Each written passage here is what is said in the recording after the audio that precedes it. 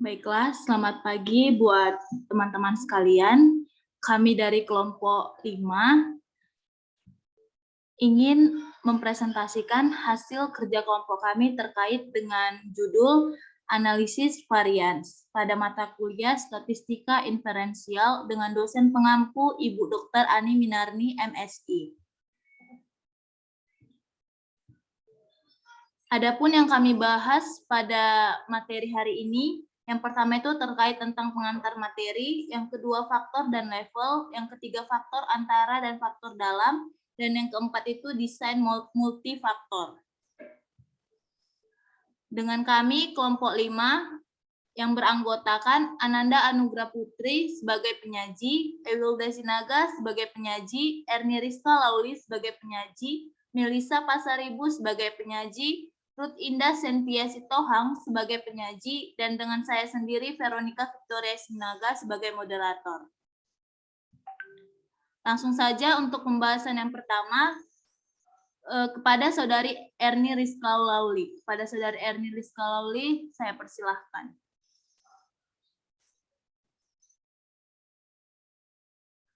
Baiklah, terima kasih kepada moderator. Di sini saya akan memaparkan materi pertama mengenai pengantar materi. Analisis varians atau ANAVA adalah metode statistik yang digunakan untuk menguji perbedaan antara dua atau lebih rata-rata. ANAVA digunakan untuk menguji perbedaan umum, alih-alih perbedaan spesifik antar rata-rata. Hal ini dapat dilihat dengan baik melalui contoh berikut. Dalam studi kasus, senyum dan keringanan hukuman. Telah diselidiki efek dari berbagai jenis senyuman pada keringanan hukuman yang ditunjukkan kepada seseorang. 4 jenis senyuman yang berbeda yaitu netral, palsu, jujur, dan juga sedih. Pada bab 3, kita telah mempelajari seluruh perbandingan rata-rata berpasangan yang menunjukkan bagaimana cara menguji perbedaan antar rata-rata. Hasil dari uji Tukey HSD ditampilkan dalam tabel 1 nanti, di mana uji Tukey digunakan untuk membandingkan seluruh pasangan rata-rata perlakuan setelah uji analisis seragam dilakukan.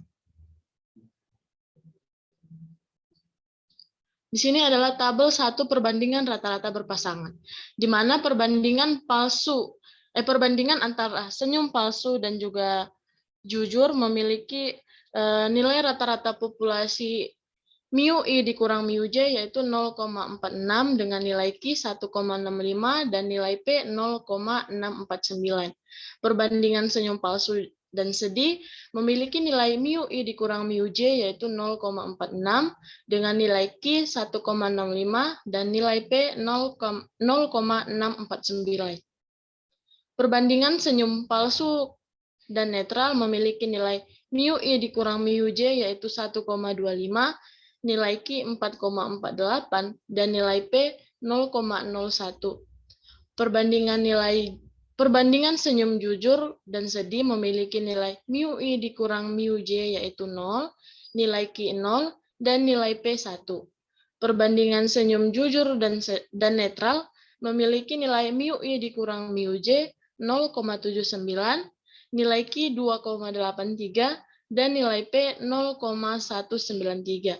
Dan perbandingan senyuman sedih ke netral dengan nilai mu I dikurang mu J yaitu 0,79, nilai Q 2,83, dan nilai P 0,193.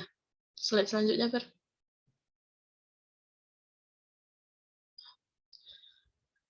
Kita perhatikan bahwa satu-satunya perbedaan yang signifikan adalah antara kelompok palsu dan netral. ANAVA menguji hipotesis nol spesifik yang menyatakan bahwa keempat rata-rata populasi adalah sama, yaitu mu palsu sama dengan mu jujur, sama dengan mu sedih, sama dengan mu netral. Hipotesis nol spesifik ini kadang-kadang disebut hipotesis nol omnibus. Ketika hipotesis nol omnibus ditolak, kesimpulannya adalah setidaknya satu rata-rata populasi berbeda dari setidaknya satu rata-rata lainnya. Namun, karena ANAVA tidak mengungkapkan rata-rata mana yang berbeda dari yang mana, ia menawarkan lebih sedikit informasi spesifik dari uji HSD Turki. Oleh karena itu, Dalam situasi tersebut, HSD Turki lebih baik daripada ANAFA. Demikian yang dapat saya sampaikan, saya kembalikan kepada moderator. Terima kasih kepada Saudari Erni Rizka Lauli. Untuk pembahasan selanjutnya akan dibahas oleh Saudari Ananda. Kepada Saudari Ananda, saya persilahkan. Baik, terima kasih kepada moderator. Nah, kita masuk ke pembahasan yang kedua, yang mana kita akan membahas mengenai faktor dan level. Peneliti mendefinisikan variabel independen sebagai variabel yang dimanipulasi. Nah, dalam studi kasus senyum dan kelonggaran hukum tadi, diselidiki bahwa efek dari berbagai jenis senyum pada kelonggaran hukum seseorang itu ada 4 jenis, yaitu ada netral, palsu, jujur, dan sedih. Nah, dalam percobaan ini, jenis senyum itu disebut dengan variabel bebasnya. Nah, dalam menggambarkan sebuah ANAFA, istilah faktor merupakan variabel bebas. Nah, karena itu, jenis senyuman ini merupakan faktor dalam eksperimen ini. Nah, karena 4 jenis senyuman akan dibandingkan efeknya, maka faktor jenis senyuman ini memiliki 4 tingkatan. Next. Sebuah rancangan ANAFA yang hanya melibatkan satu faktor disebut dengan ANAFA satu jalur. Nah, jika suatu percobaan memiliki 2 faktor, maka ANAFA itu disebut ANAFA 2 jalur. Sebagai contoh, kita misalkan sebuah eksperimen tentang pengaruh usia dan jenis kelamin pada kecepatan membaca dilakukan dengan menggunakan 3 kelompok umur. Ada umur 8, 10, dan 12 tahun. Nah, dan 2 jenis kelamin, yaitu laki-laki dan perempuan. Nah, faktor dari eksperimen itu adalah usia dan jenis kelamin. Nah, usia ini memiliki 3 tingkatan. Berapa tadi? Ada 8, ada 10, dan 12. Nah, untuk yang jenis kelamin, dia memiliki 2 tingkatan atau 2 level, yaitu laki-laki dan perempuan. Demikian yang dapat saya sampaikan, saya kembalikan ke moderator. Terima kasih kepada Saudari Ananda Anugrah Putri. Untuk pembahasan selanjutnya akan dibahas oleh Saudari Ewilda Sinaga. Kepada Saudari Ewilda Sinaga, saya persilahkan. Terima kasih kepada moderator. Baiklah, di sini saya akan melanjutkan materi dari Saudari Ananda, yaitu tentang materi yang akan saya bahas, yaitu faktor antara dan faktor dalam. Dalam studi senyum dan kelonggaran hukuman, terdapat 4 level pada faktor senyuman tersebut. Ketika subjek atau unit observasi yang berbeda digunakan untuk tingkatan suatu faktor, faktor tersebut disebut faktor antara subjek atau sebuah variabel antar subjek. Istilah antara subjek mencerminkan fakta perbandingan antar kelompok subjek yang berbeda. Nah, yang untuk faktor dalam studi pengobatan ADHD, setiap subjek diuji masing-masing dengan 4 tingkat dosis obat. 0,0,15, 0,30, 0,60 mg per kilogram. Oleh karena itu, hanya ada satu kelompok subjek dan perbandingan bukan antara kelompok subjek yang berbeda, tetapi antara kondisi dalam subjek yang masa. Ketika subjek yang sama digunakan untuk level suatu faktor, faktor disebut sebagai faktor dalam subjek atau variabel dalam subjek. Variabel dalam subjek kadang-kadang disebut sebagai variabel pengukuran berulang karena ada pengukuran berulang dari subjek yang sama. Nah, demikian yang dapat saya sampaikan. Saya kembalikan kepada moderator. Terima kasih kepada Saudari Ewilda Sinaga. Nah, teman-teman sekalian, untuk pembahasan yang selanjutnya akan dibahaskan oleh Saudari Melisa Pasaribu. Kepada Saudari Melisa Pasaribu, saya persilahkan.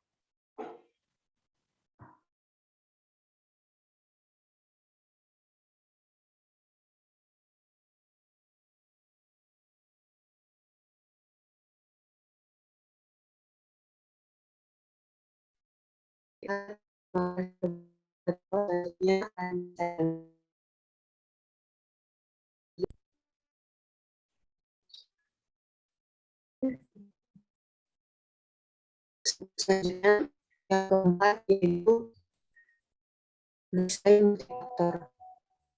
Desain multifaktor adalah kebiasaan seorang penelitian memiliki dari faktor. Misalnya, studi hipotesis tentang efek fisika dan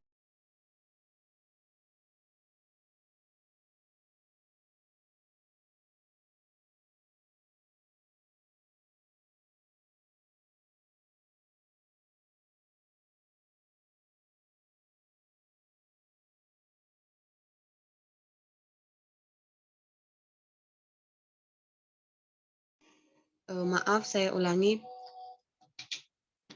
Di sini saya akan menjelaskan subset yang keempat, yaitu desain multifaktor. Desain multifaktor adalah hal biasa satu rancangan penelitian memiliki lebih dari satu faktor.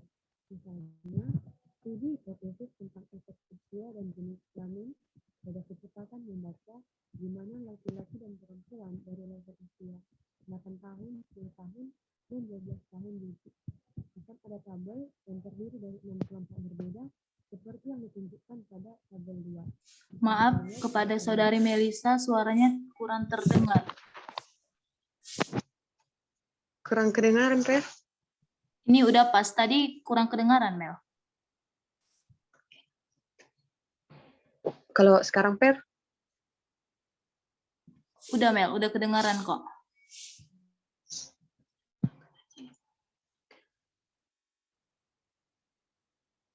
Bisa kita lihat pada tabel yang di samping bahwa terdapat 6 kelompok yang terdiri dari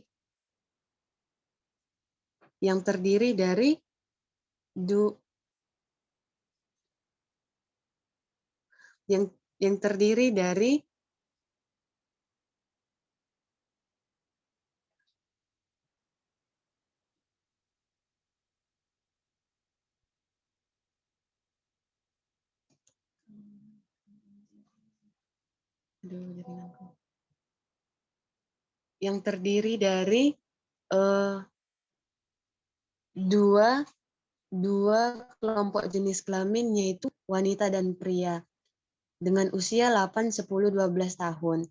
Jadi bisa kita lihat ada wanita usia 8 tahun, wanita usia 10 tahun, sampai seterusnya dengan diakhiri pria berusia 12 tahun. Next slide, Per.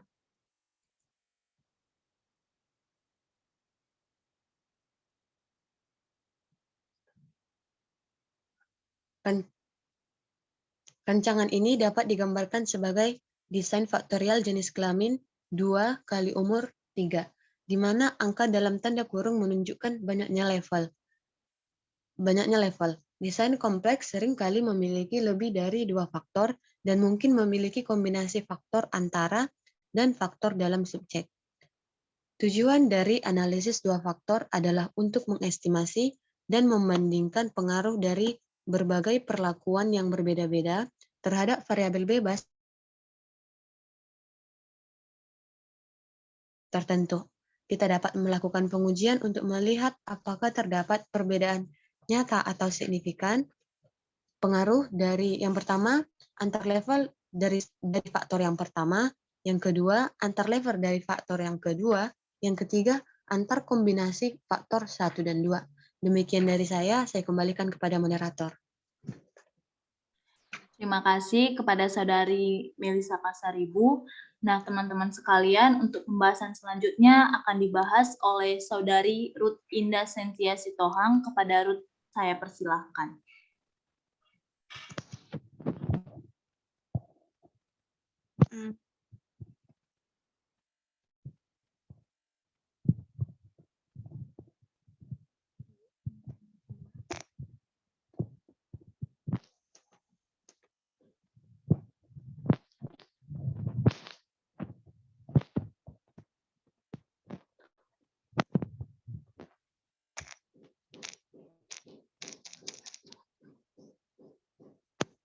Baik, di sini saya akan melanjutkan pembahasan tadi dari Saudari Melisa. Nah, apabila terdapat perbedaan nyata, kita akan mengestimasi seberapa tinggi tingkat perbedaan tersebut dalam kerangka untuk mengetahui apakah ada keuntungan praktik dari perbedaan tersebut. Nah, selanjutnya kita bisa mengestimasi pengaruh dari perlakuan tertentu terhadap rata-rata atau mean, respon, atau variabel bebas. Dan kita bisa memprediksikan nilai individu dari variabel respon atau variabel bebas. Metode yang kita terapkan untuk tujuan tersebut adalah analisis keragaman dua arah atau analisis keragaman dua faktor, two-way analysis of variance of two-factor analysis of variance. Sebelum lebih lanjut membicarakan analisis tersebut, kita terlebih dahulu lihat dua definisi berikut.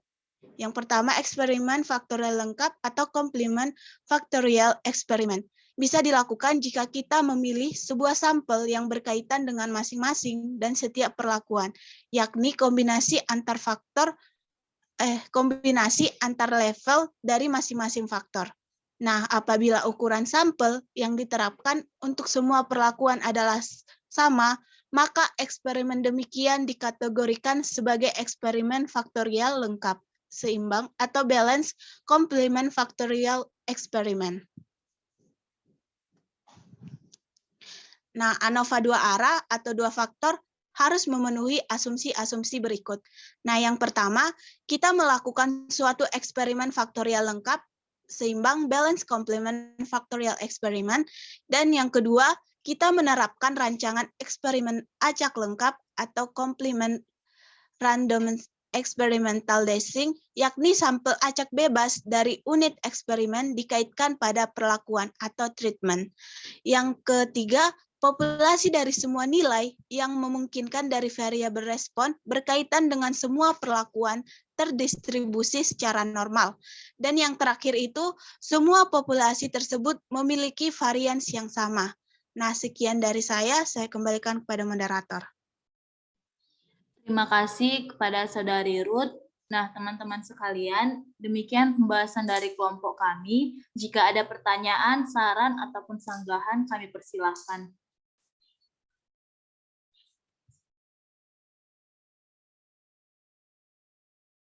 Izin bertanya, moderator. Ya, pada Saudari Tessa kami persilahkan. Terima kasih sebelumnya, saya mohon maaf karena tidak bisa on cam karena mati lampu. Mati listrik maksud saya, jadi jaringan kurang bagus. Nah, pertanyaan saya gini, tadi kan teman-teman kelompok 5 sudah menyajikan kan materinya. Nah, kalau yang saya lihat yang daftar materi kita itu kan sekarang ANOVA satu jalur. Jadi teman-teman bisa nggak memberikan contoh detail perhitungan ANOVA satu jalur itu seperti apa gitu? Terima kasih.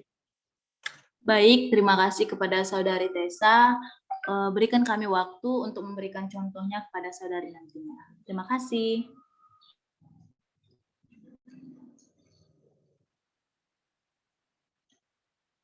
Izin moderator, ini pertanyaannya mau dikumpul dulu atau tunggu dijawab dulu punya Tessa baru ditanya lagi yang lain gitu?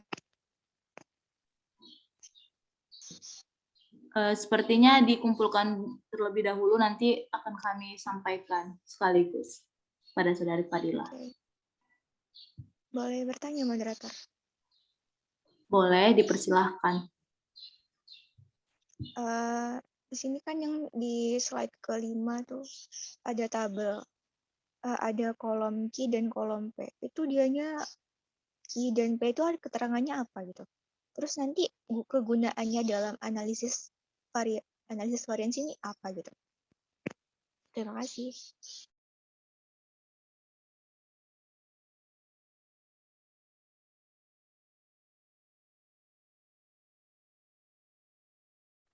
Izin moderator, boleh bertanya?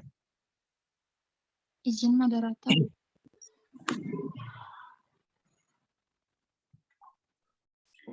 Boleh, ya dipersilakan kepada Saudara Ronaldo. Baik, berangkat dari pertanyaan Tessa, ini berhubungan ya. Dia kan tadi meminta contoh soal dari ANOVA gitu. Nah, saya ingin bertanya pada pengantar materi yang dijelaskan oleh Saudari Erni tadi, bahwasannya uji 2K digunakan untuk membandingkan seluruh pasangan rata-rata perlakuan setelah uji analisis seragam dilakukan.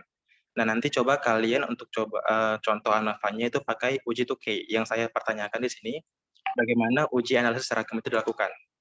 Oke. Yang kedua, di pada tabel 1 untuk perbandingan rata-rata perpasangan, arti dari Feld adalah jujur, itu apa gitu ya. Terus bagaimana cara memperolehnya. Sekian dari saya, terima kasih. Terima kasih kepada Saudara Ronaldo. Nah, teman-teman, berikan kami waktu untuk menjawabnya. Terima kasih. Dari Vero. Ya. Email. Saudari Imelda. Tadi ya ini sama kaitannya dengan tadi pertanyaan dari Stesa. Kan ini kan kalian pengenalan kalian di sini diuji ANOVA 1 jalur ya? Izin ku potong bentar. Dari pembagian Ibu di grup kan, guys. Sebenarnya kami materinya ANOVA 2 jalur. Baru di subbab 61 sampai 64 belum masuk kepada contoh. Terima kasih. Iya. Oke. Kalian belum masuk kepada contoh ya. Jadi kan ini kan pengenalan. Jadi bisa nggak coba jelaskan apa aja itu secara garis besar tahap uji dari ANOVA itu? Secara garis besar gitu. Apa yang tahap ujinya gitu? Berarti bukan lebih ke contohnya kan, Saudari Imelda? Bukan, tahapan dari uji ANOVA itu. Oke, baik. Terima kasih. Izin bertanya, moderator. Sebentar, moderator. Mohon maaf, Saudara Johannes, saya potong sebentar. Izin, moderator. Oke, Saudara Tessa. Ya, dipersilakan, Saudari Tessa. Saya menanggapi pernyataan yang diberikan oleh Ananda tadi, maka dari itu saya ralat pertanyaan saya. Berikan contoh uji ANOVA secara detail yang di 2 jalur, dan itu pasti berkaitan dengan pertanyaan Saudara Ronaldo di uji 2K. Karena kalau dia di ANOVA 1 jalur, kurang bisa berkaitan, tapi di ANOVA 2 jalur udah pasti berkaitan. Terima kasih. Terima kasih kembali.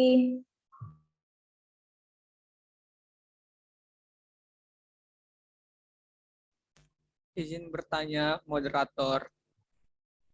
Maaf sebelumnya Saudara Johannes, untuk sesi selanjutnya akan dibuka.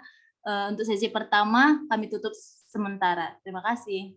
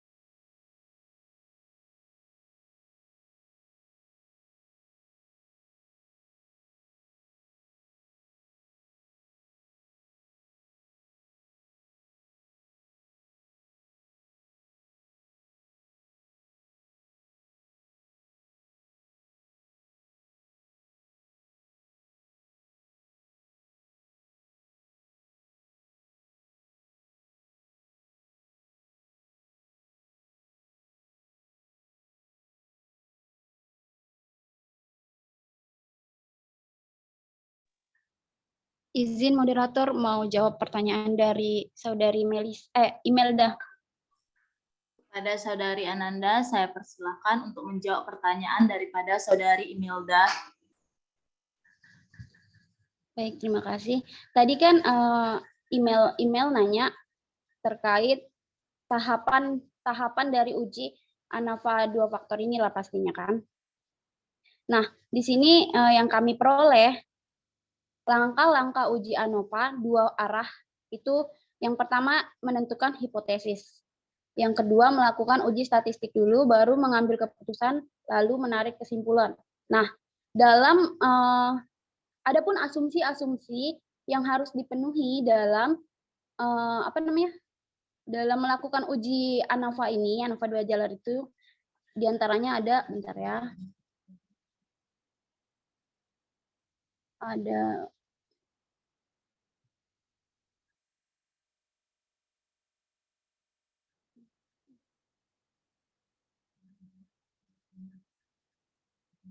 yang pertama ada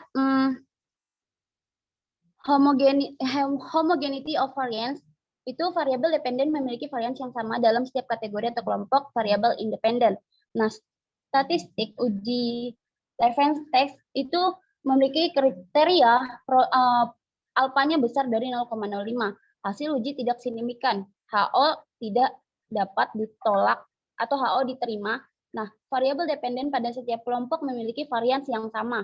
Jika variansnya tidak sama, maka ANOVA tetap robust atau kuat untuk tetap digunakan. Itu di sini diperoleh dari dikutip dari box tahun 1958 dalam Ghazali tahun 2011. Nah, baru asumsi yang kedua, dibilang bahwa untuk uji hipotesis, subjek dalam setiap kelompok diambil secara random. Ukuran sampel minimal 30 yang diambil secara random cenderung berdistribusi normal. Nah, asumsi yang ketiga itu ada variabel dependen berdistribusi normal. Nah, statistik uji itu melalui uji Kolmogorov-Smirnov tes dengan kriteria uji alfanya besar dari 0,05 maka hasil uji tidak signifikan. HO-nya diterima, variabel dependen berdistribusi normal. Nah, pelanggaran terhadap asumsi ini ANOVA tetap robust meskipun data variabel tidak berdistribusi normal. Itu dikutip dari Ghazali tahun 2011. Demikian yang dapat saya sampaikan, dikembalikan ke moderator. Terima kasih kepada Saudari Ananda Anugrah Putri, kepada Saudari Imelda Marbun. Apakah jawaban yang diberikan oleh Saudari Ananda dapat disanggah atau diterima?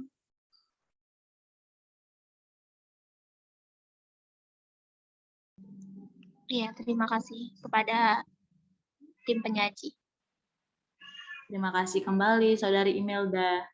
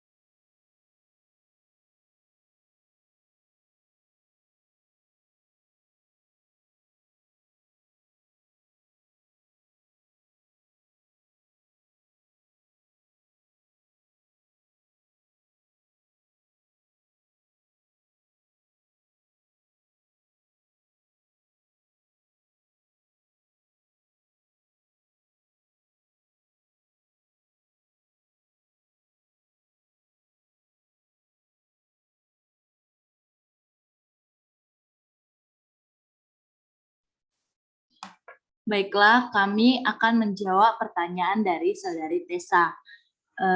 Kepada Saudari Ewilda, saya persilahkan untuk menjawab pertanyaan daripada Saudari Tessa. Terima kasih kepada moderator. Nah, baiklah di sini saya akan mencoba menjawab pertanyaan dari Saudari Tessa, yaitu tentang contoh ANOVA 2 jalur. Nah, di sini saya menemukan contohnya, yaitu dari 4 mata kuliah dengan penggunaan 4 kelompok mahasiswa yang berbeda ingin diuji. Apakah rata-rata hasil ujian sama untuk mata kuliah dan kelompok mahasiswa? Nah, untuk Mohon maaf penyelesaian, sebelumnya, Saudari Ewilda, ya Saudara Tessa. boleh di-share screen aja biar kelihatan. Oh, bentar ya Saudari Tessa, biar Baik. Mohon waktunya sebentar ya, Saudari Tessa. Baik.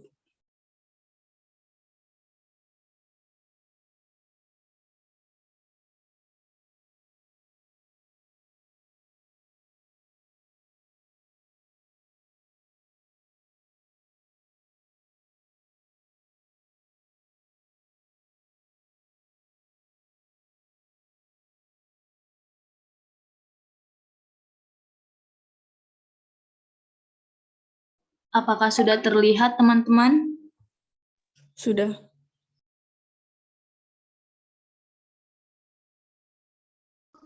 ke bawah, Per.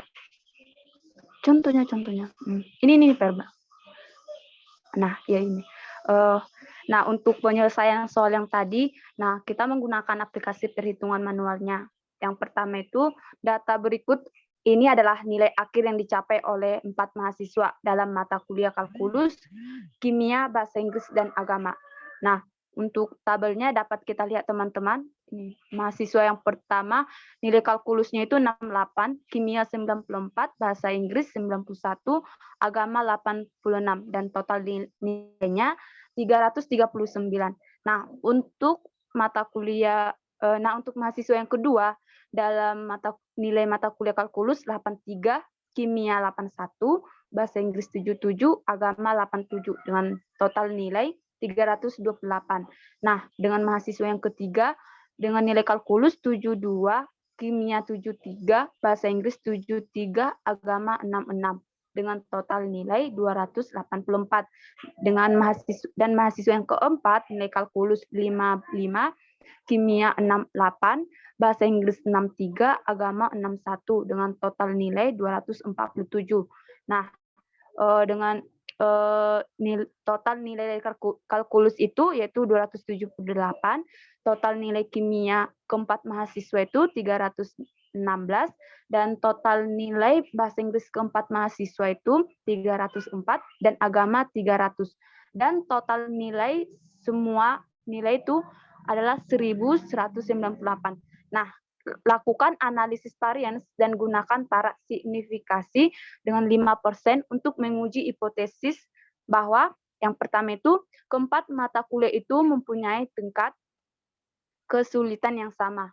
Yang B, keempat mahasiswa itu mempunyai kemampuan yang sama. Nah, langkah penyelesaiannya untuk hipotesis yang pertama, H0 sama dengan keempat mata kuliah itu mempunyai tingkat kesulitan yang sama. Nah, untuk hipotesis 1 atau H1 sekurang-kurangnya satu mata kuliah tidak sama. Nah, seperti rumusnya itu H0 sama dengan A1 sama dengan A2 sama dengan titik-titik sampai AJ. H1 sekurang-kurangnya ada satu AI tidak sama dengan AJ. Nah, untuk hipotesis yang kedua, H0 keempat mahasiswa itu mempunyai kemampuan yang sama. Nah, untuk hipotesis pertama atau H1 sekurang-kurangnya satu mahasiswa mempunyai kemampuan tidak sama. Dengan rumusnya itu H0 sama dengan beta 1 sama dengan beta 2 sama dengan titik-titik sampai beta J. H1 sekurang-kurangnya ada satu beta I tidak sama dengan beta J. Nah, langkah keduanya untuk taraf nyata atau alfa sama dengan 5% sama dengan 0,05. Nilai atau dalam kurung nilai FTAB. Nah, untuk baris Pi1 sama dengan B kurang 1 sama dengan 4 kurang 1, 3. Dan Pi2, K kurang 1, K dalam kurung K kurang 1 dalam kurung B kurang 1 sama dengan 4 kurang 1 dalam kurung 4 kurang 1 sama dengan 9. Nah, untuk FA dalam kurung F1 titik P2 sama dengan F0,05. Maaf teman-teman, itu F alpha dalam kurung F1 titik F2 sama dengan F0,05 dalam kurung 3 banding 9 sama dengan 3,86. Nah, untuk kolomnya Pi1 sama dengan B kurang 1 sama dengan 4 kurang 1 sama dengan 3. Dan Pi2 K kurang 1, B kurang 1 sama dengan 4 kurang 1, 4 kurang 1 sama dengan 9. Nah, dengan F alpha Pi1 Pi2 sama dengan F0,05 3 banding 9 sama dengan 3,86. Nah, untuk kriteria pengujian, yang bagian A, H0 diterima apabila F0 lebih kecil sama dengan 3,86. Dan H0 ditolak apabila F0 lebih besar 3,86. Dan bagian B, H0 diterima apabila F0 lebih kecil sama dengan 3,86 dan H0 ditolak apabila F0 lebih besar 3,86. Nah, perhitungannya dapat kita lihat teman-teman, ini merupakan perhitungannya. Ke bawah, Per. Nah, hasil dari perhitungan lainnya, kita dapat lihat teman-teman tabel ini merupakan analisis varian sebagai data klasifikasi dua arahnya. Ada sumber variansi, nilai tengah baris, jumlah kuadratnya 1342,25, derajat bebas 3, kuadrat tengah 447,42, F hitungnya atau F1 sama dengan 10,3.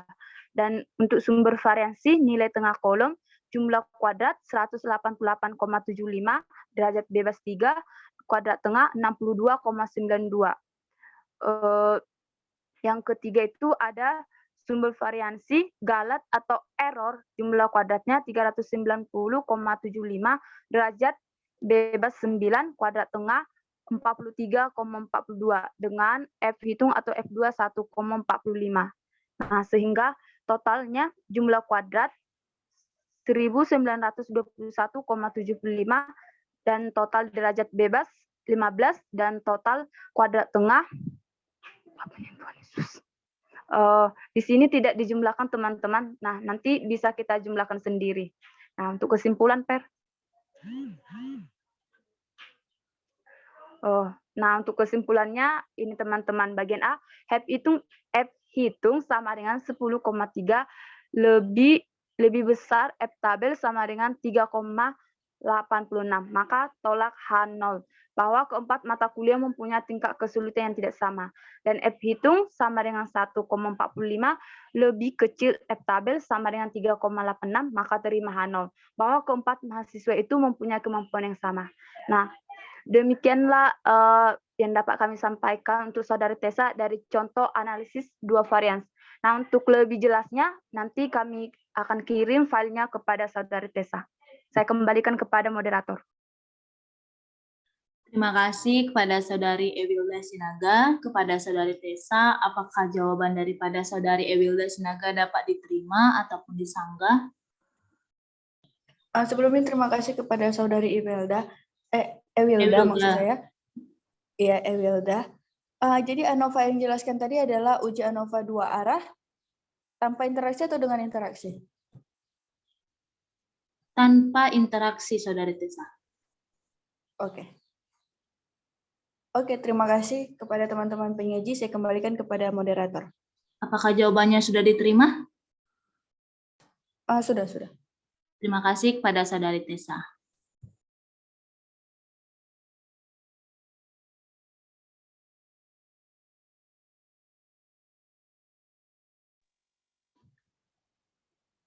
izin mencoba jawab pertanyaan dari Ronaldo.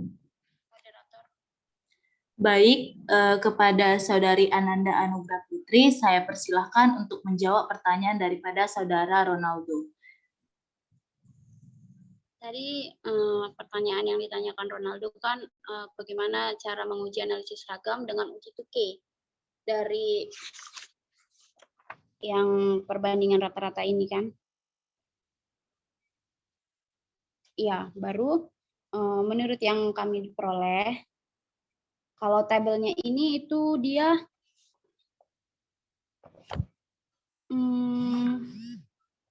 bentar. Adapun cara untuk menguji Tukey ini itu yang kami peroleh, karena kan di sini kita fokusnya sama ANAVA 2 jalur, baru di sini kami hanya menjelaskan kayak mengenalkan apa sih ANAVA, apa sih faktor, apa sih level gitu kan. Jadi sebelumnya mohon maaf juga kami nggak membahas ke sini. Tapi di sini aku dapat kalau uji Tukey itu dilakukan setelah uji ANOVA. Nah, dengan cara yang pertama, adapun langkah-langkahnya itu yang pertama kita menunjukkan hipotesis ini untuk diuji dua pihak, yang mana H0-nya itu sama dengan mu A atau sama dengan mu B. Nah, kalau untuk H1-nya itu mu A tidak sama dengan mu B. Dengan rumus yang digunakan untuk mencari si Ki B ini, itu dengan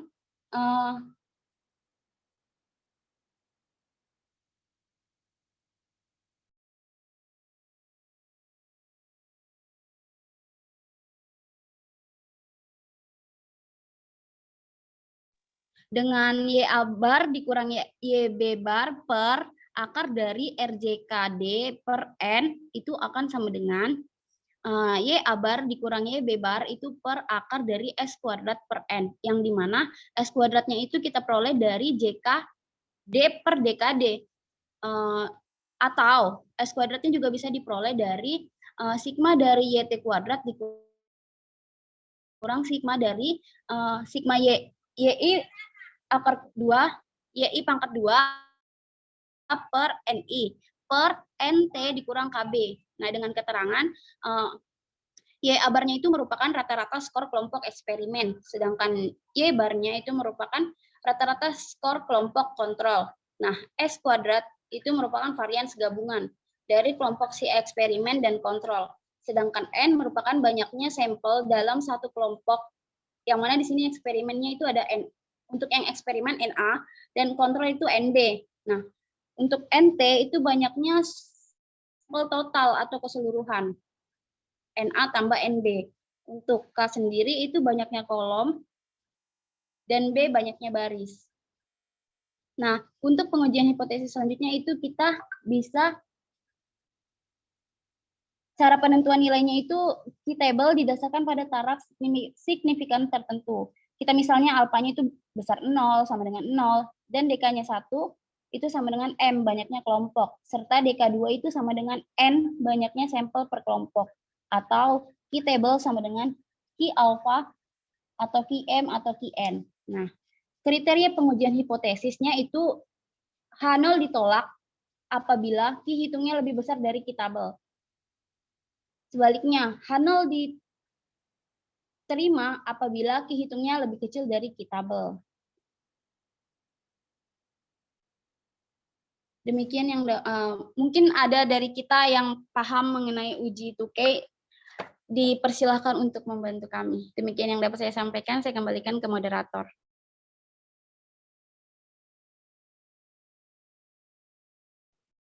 Terima kasih kepada Saudari Ananda Anugrah Putri, kepada Saudara Ronaldo. Apakah jawaban daripada Saudari Ananda Anugrah Putri dapat diterima, ataupun ada tambahan ataupun sanggahan? Kami persilahkan. Baik, terima kasih kepada Saudari Ananda telah menjawab pertanyaan saya. Yang belum terjawab itu yang tabel tadi, Saudari. Yang tentang jujur itu gimana cara memperolehnya, dan itu artinya apa? Baik, terima kasih kepada Saudara Ronaldo. Apakah Saudari Ananda dapat menjawabnya?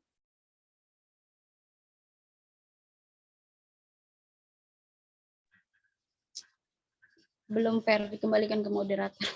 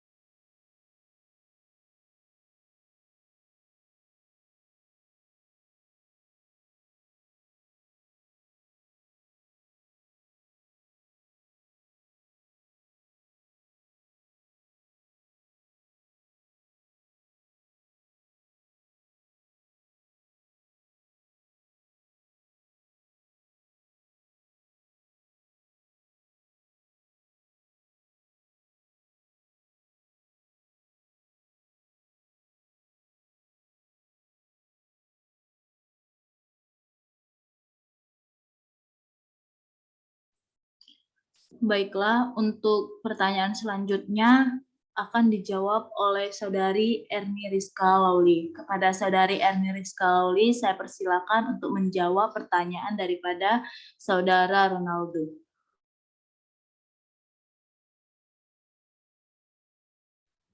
Baiklah, terima kasih kepada moderator. Di sini saya akan mencoba menjawab felt jujur ini apa sih gitu kan. Masuk ke slide 4 coba, Fer. Nah, di sini kan kita ketahui bahwa uji Tukey digunakan untuk membandingkan seluruh pasangan rata-rata perlakuan setelah uji analisis ragam dilakukan. Nah, uji Tukey ini sering juga disebut dengan uji beda nyata jujur. Slide 5 Fer lagi. Karena uji Tukey ini sering disebut uji nyata jujur, jadi keterangan felt jujur ini maksudnya itu bahwa perbandingan rata-rata berpasangan yang kita lakukan itu sudah memenuhi kriteria uji Tukey. Maksudnya dari perbandingan rata-rata berpasangan ini sudah memenuhi kalau kita bisa melakukan uji Tukey. Begitu. Terima kasih, saya kembalikan kepada moderator. Terima kasih kepada Saudari Erni Rizka Lauli. Kepada Saudara Ronaldo, apakah jawaban daripada Saudari Erni Rizka Lauli dapat diterima? Alhamdulillah dapat diterima Saudari Vero, terima kasih banyak.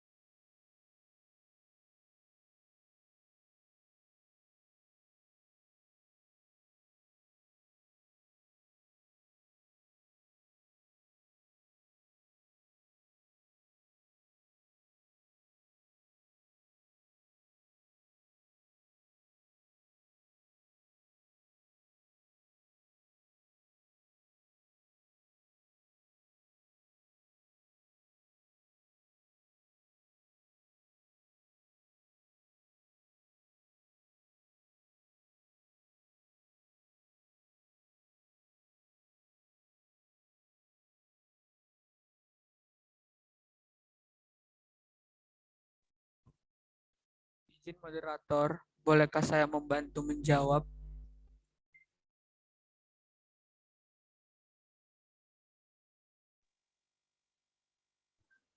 Izin ambil alih boleh, Jo? Dipersilakan. Moderator boleh dibaca pertanyaan Saudari Fadila?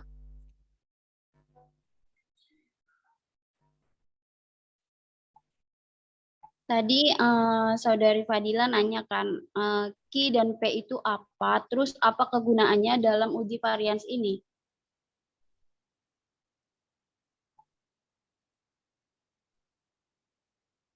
Nah, izinkan saya untuk menjawab ya moderator. Nah, kebetulan kan pada tabel yang diberikan itu kan dia merupakan hasil dari uji 2K HSD ya kan, yaitu perbandingan rata-rata berpasangan. Nah, saya mendapatkan referensi bahwasanya pengujian dengan uji 2K ini biasanya digunakan jika analisis data dalam penelitian ini dilakukan dengan cara membandingkan data kedua kelompok sampel yang jumlahnya sama, maka dapat dilakukan pengujian hipotesis dengan 2K ini. Nah, dalam pengujian 2K ini ada syaratnya. Syaratnya adalah ukuran kelompok semuanya harus sama atau disamaratakan secara harmonik. Nah, di dalam ini juga terdapat dua jenis pengujian, yaitu melalui jumlah pada kelompok dan rata pada kelompok. Nah, menurut saya untuk tabel ini, si Q itu adalah jumlah pada kelompok atau Q, dan si P ini adalah rata pada kelompok, di mana ini kita temukan dengan menggunakan rumus. Dia ada rumus untuk menentukan jumlah pada kelompok dan jumlah rata kelompok. Nah, itu rumusnya itu ada Q alpha K, V, di mana alpha itu adalah taraf signifikan dan K itu adalah banyaknya kelompok, serta V itu adalah N dikurang K dikali dengan akar N dikali varian. Maka nanti kita akan mendapatkan rata jumlah pada kelompok tersebut. Sedangkan untuk rata kelompok itu kita peroleh dari sama yang seperti yang awal, dia hanya membedakan di bagian dikali akar varian per N. Jadi varian dibagi dengan ukuran kelompoknya, begitu. Saya kembalikan kepada moderator. Baik, terima kasih kepada Saudara Johannes telah membantu kelompok kami untuk jawaban pertanyaan daripada Saudari Fadila. Kepada Saudari Fadila, apakah jawaban daripada Saudara Johannes dapat diterima? Dapat diterima moderator. Terima kasih. Terima kasih kembali.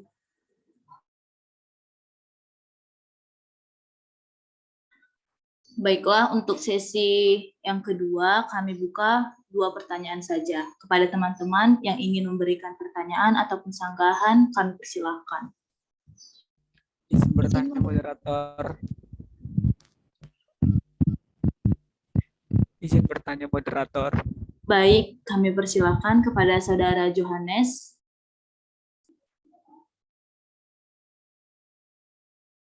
Kepada Saudara Johannes. Oke, baik. Terima kasih kepada moderator. Nah, moderator, saya ingin bertanya. Tadi dikatakan pada di presentasi kelompok penyaji bahwasanya terdapat hipotesis non-spesifik. Nah, saya ingin bertanya bagaimana sebenarnya hipotesis non-spesifik tersebut. Apakah terdapat perbedaan antara hipotesis nol yang sering kita gunakan dengan hipotesis non-spesifik ini? Nah, selanjutnya saya ingin bertanya, kan kita apa saja sih yang menjadi syarat-syarat agar kita dapat melakukan analisis varians ini? Terima kasih. Baik, terima kasih kepada Saudara Johannes. Boleh pertanyaannya diulang lewat room chat? Boleh.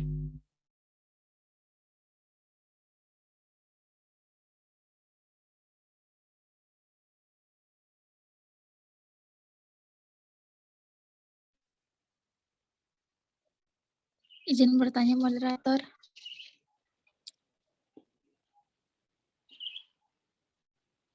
Baik, kami persilahkan. Baik, di sini saya Angelika Napitu ingin bertanya. Nah, dari penjelasan kelompok penyaji tadi terkait uji ANOVA 2 jalur, di sini saya mau nanya, menurut kalian apa kelebihan dan kekurangan menggunakan uji ANOVA 2 jalur ini? Lalu pada slide 13 kan ada beberapa asumsi-asumsi yang harus dipenuhi oleh ANOVA 2 jalur. Nah, kelompok penyaji bisa nggak kalian beri satu contoh yang sudah memenuhi keempat asumsi-asumsi itu? Terima kasih.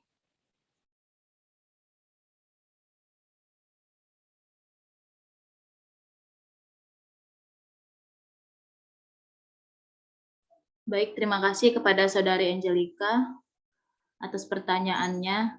Kami akan menjawabnya, beri kami waktu. Terima kasih.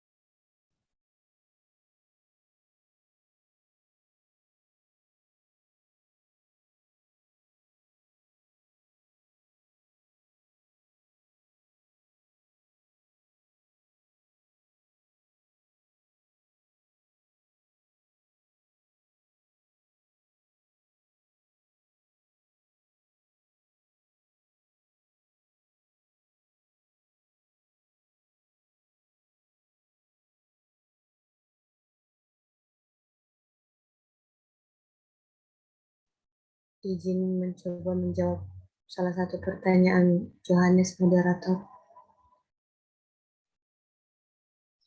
Baik, kepada Saudari Melisa, saya persilakan untuk menjawab pertanyaan daripada Saudara Johannes. Baiklah, saya akan mencoba menjawab pertanyaan dari Saudara Johannes. Nah, salah satu pertanyaannya tadi kan mempertanyakan hipotesis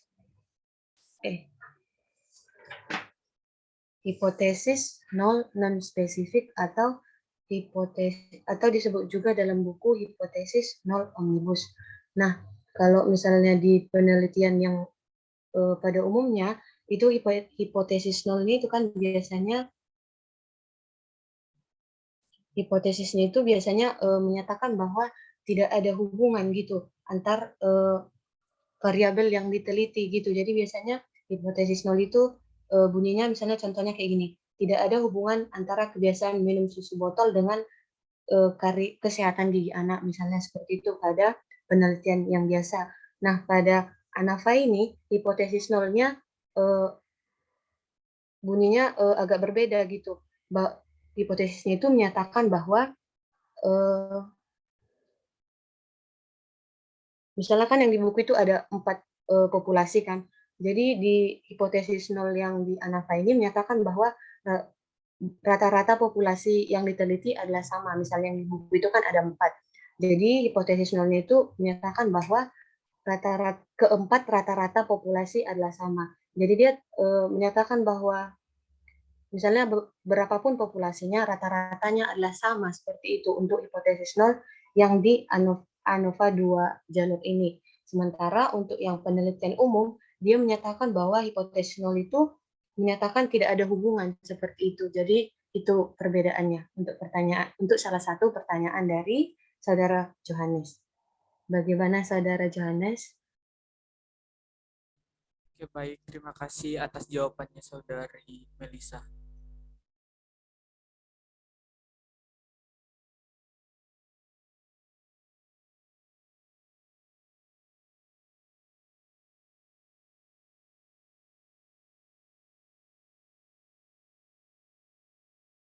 Izin menambahi jawaban Saudari Melisa tadi boleh, moderator?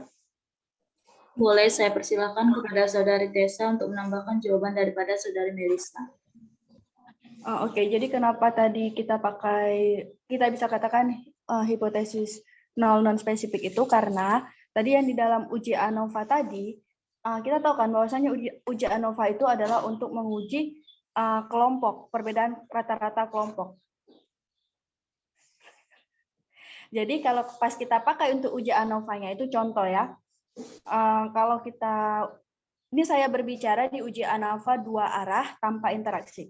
Misalkan untuk uji ANOVA-nya, hipotesisnya itu adalah rata-rata prestasi belajar siswa antara model pembelajaran PBL, problem posting, dan RME adalah sama. Sementara HA-nya, hipotesis alternatifnya, rata-rata prestasi belajar siswa antara model pembelajaran PBL, problem posting, dan RME adalah tidak sama. Dan dari situ kan kita tahu bahwasannya nanti setelah, walaupun nanti dapat H0-nya yang misalkan yang kita terima, berarti kan ada perbedaan kan rata-rata gitu, tapi itu belum spesifik. Makanya untuk mendapatkan hipotesis yang lebih spesifik, maka adalah uji 2K yang tadi ditanyakan oleh Saudara Ronaldo. Beda seperti uji nol udah jelas kan hipotesisnya itu apa. Tadi sudah cukup jelas dijelaskan oleh Saudara Melisa. Seperti itu penambahannya, saya kembalikan kepada moderator. Terima kasih kepada Saudari Tessa telah menambahkan jawaban daripada kelompok kami. Kepada Saudara Johannes Gultom, apakah jawaban daripada Tessa dan kelompok kami sudah memenuhi atau ada sanggahan? Terima kasih atas jawaban dari Saudari Melisa dan Saudari Tessa. Jawaban dapat diterima. Saya kembalikan kepada moderator.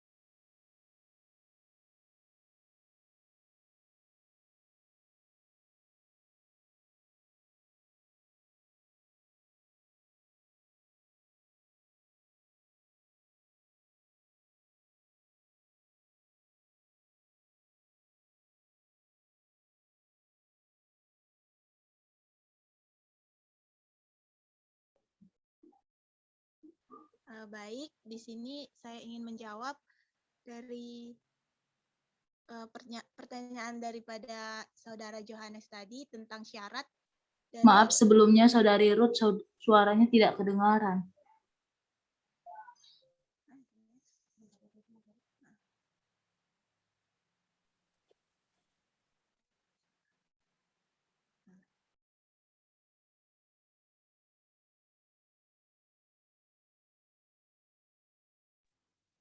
Baik, karena jaringan saya bermasalah, saya menggunakan Zoom dari Saudara Melisa.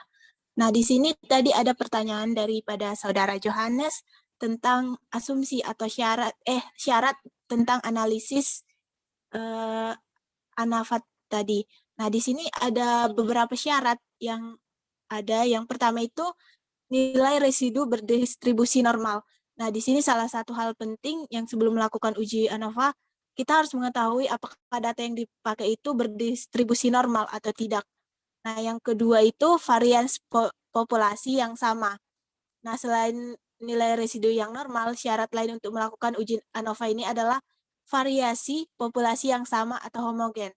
Yang ketiga itu ada syaratnya itu sampel tidak berhubungan.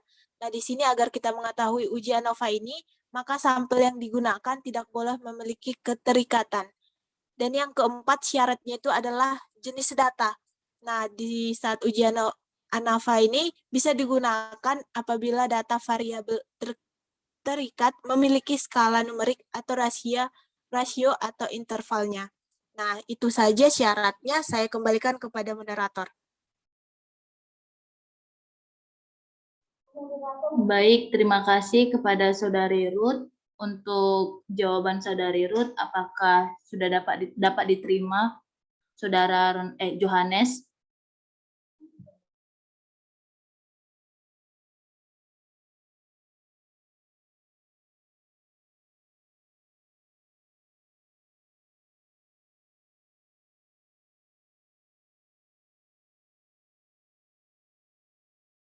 Kepada Saudara Johannes, apakah jawaban daripada Saudari Ruth dapat diterima?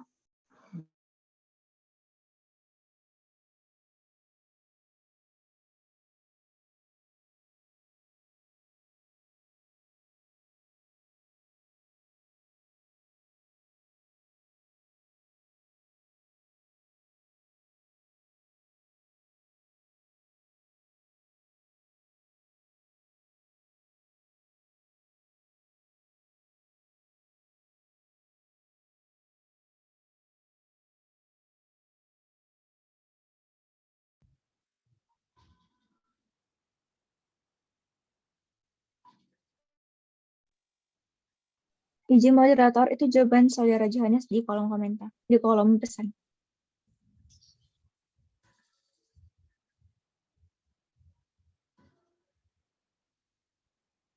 Izin ambil alih untuk mempersingkat waktu. Terima kasih kepada Saudara Johannes yang telah mempertanyakan pertanyaannya. Nah, di sini aku juga mau coba menjawab pertanyaan dari Saudari Angel tadi. Tadi kan ditanya apa sih kelebihan dari si ANOVA ini. Nah, di sini dijelas sama bentar. Di sini dijelaskan bahwa kelebihan dari si ANOVA 2 arah dari 1 arah itu ialah karena kalau di ANOVA 1 arah dia dipakai untuk menghadapi kasus variabel bebas yang lebih dari 1. Nah, sehingga dilakukannya satu persatu, sehingga kita akan menghadapi banyak kasus atau N-nya semakin banyak. Tapi dengan melakukan ANOVA 2 arah itu akan dihindari pula terjadinya noise atau suatu kemungkinan yang menyatakan terdapat suatu efek karena bercampurnya suatu analisis data. Nah, karena ANOVA 2 arah ini melibatkan kontrol terhadap perbedaan variabel bebasnya. Nah, di ANOVA 2 arah itu interaksi suatu kebersamaan faktor dalam mempengaruhi variabel bebasnya dengan sendirinya pengaruh faktor-faktor secara mandiri telah dihilangkan. Jika terdapat interaksi, berarti efek faktor 1 terhadap variabel terikatnya itu mempunyai garis yang tidak sejajar dengan efek faktor lain terhadap variabel terikat sejajar atau yang saling berpotongan. Maka antara faktor tidak mempunyai interaksi. Nah, selanjutnya, ANOVA 2 arah ini digunakan peneliti untuk mengatasi perbedaan nilai variabel terikat yang dikategorikan berdasarkan variasi bebas yang banyak dan masing-masing variabel terdiri dari beberapa kelompok. Bisa dibilang bahwa ANOVA dua arah ini merupakan penyempurnaan ANOVA dari satu arah itu. Baru selanjutnya ANOVA dua arah lebih efisiensi dari ANOVA satu arah karena yang pertama kasus yang dihadapi lebih sedikit, yaitu sejumlah sampel. Baru yang kedua, noise dapat dihilangkan. Yang ketiga, dapat diketahui unsur kebersamaan variabel bebas dalam mempengaruhi variabel terikat. Nah, tadi kan saudari Angel juga menanyakan bahwa contoh kasusnya kan. Nah, di sini kan kami kelompok 5 cuman menjelaskan, memperkenalkan apa sih ANOVA dua jalur. Nah, untuk contoh kasus mungkin saudari Angel bisa mendapatkan jawabannya di pertemuan selanjutnya karena itu merupakan bahasan dari kelompok 6. Demikian dari saya kembalikan ke moderator. Baik, terima kasih untuk jawaban daripada Saudari Ananda Anugrah Putri yang sangat jelas. Kepada Saudari Angel, apakah dapat diterima? Untuk kelebihannya saya terima, untuk sanggahan yang contoh soalnya tadi juga saya terima, mohon maaf. Tapi untuk kekurangan uji ANOVA dua arah ini ada nggak? Tadi aku mintanya kelebihan dan kekurangan uji ANOVA dua arah. Baik, di sini saya akan menambahkan untuk kekurangan dari uji ANOVA dua arah itu, yang pertama itu untuk desain tidak cocok jika unit percobaan tidak homogen. Nah, untuk yang kedua, desain juga tidak begitu efisien dan sensitif dibandingkan dengan yang lain. Nah, untuk yang ketiga, kontrol lokal benar-benar diabaikan, tidak cocok untuk percobaan lapangan. Apakah dapat diterima pada Saudari Angel? Terima kasih kepada penyaji, jawabannya saya terima. Baik, terima kasih kembali pada Saudari Angel.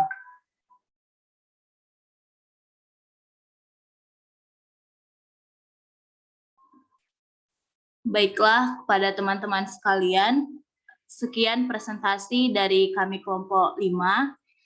Jika ada jarum yang patah, jangan simpan dalam hati. Jika ada kata-kata yang salah, jangan simpan dalam hati. Sekian dan terima kasih, sampai jumpa kembali di lain waktu.